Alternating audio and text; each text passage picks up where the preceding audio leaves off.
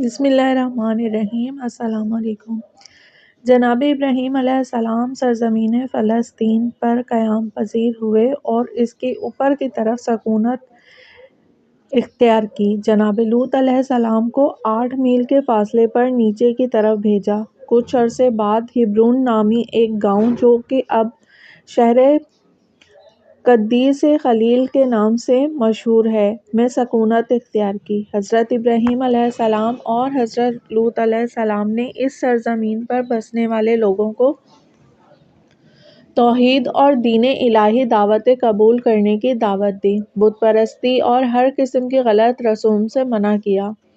اس واقعے کو سال ہر سال گزر گئے۔ جناب ابراہیم علیہ السلام بوڑھے ہو گئے لیکن ان کے ہاں کوئی اولاد نہ ہوئی کیونکہ ان کی زوجہ سارہ علیہ السلام عقیم تھیں۔ جناب ابراہیم علیہ السلام چاہتے تھے کہ ان کا کوئی بیٹا ہو جو ان کے راستے کو جاری رکھے۔ جناب ابراہیم نے اپنی زوجہ سارہ سے کہا کہ وہ اپنی کنیز ہاجرہ ان کے ہاتھوں فروخت کر دیں تاکہ وہ ان سے شادی کریں اور اللہ تعالیٰ ان کے بطن سے انہیں کوئی بیٹا عنایت کرے۔ جناب سارہ نے اپنی کنیز ہاجرہ اپنے شوہر کو بخش دی جو ان کی زوجہ قرار پائیں۔ کچھ مدت کے بعد ان کے ہاں ایک بیٹا پیدا ہوا جس کا نام اسماعیل رکھا گیا۔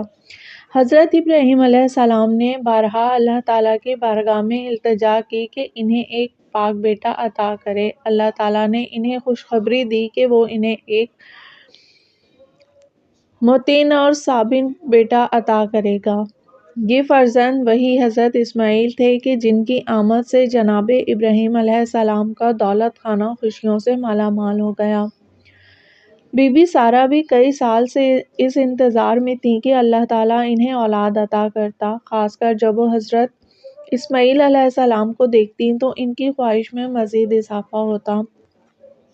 انہوں نے حضرت ابراہیم علیہ السلام سے خواہش ظاہر کی کہ آپ خزانہ غیب سے مدد طلب کریں کہ مجھے ایک بیٹا عطا ہو۔ جناب ابراہیم علیہ السلام نے خدا کی بارگاہ میں دعا کی، ان کی دعا قبول ہوئی۔ فرشتوں نے انہیں ایک بیٹے حضرت اسحاق علیہ السلام کی بشارت دی۔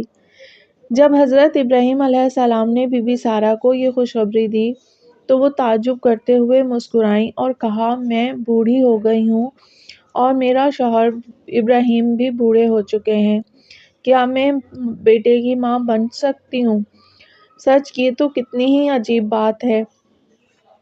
زیادہ عرصہ نہ گزرا تھا، اس وقت حضرت ابراہیم کی عمر 120 سال اور حضرت سارہ کی عمر 90 سال تھی۔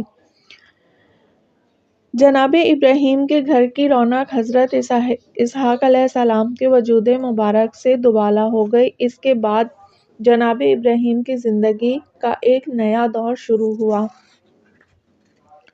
اللہ تعالیٰ نے حضرت ابراہیم علیہ السلام کو اپنی مخصوص نعمتیں جناب اسماعیل اور جناب اسحاق کی صورت میں عطا کیں تاکہ وہ ان کے بڑھاپے کا سہارا بنیں اور ان کے راستے کو جاری و ساری رکھیں۔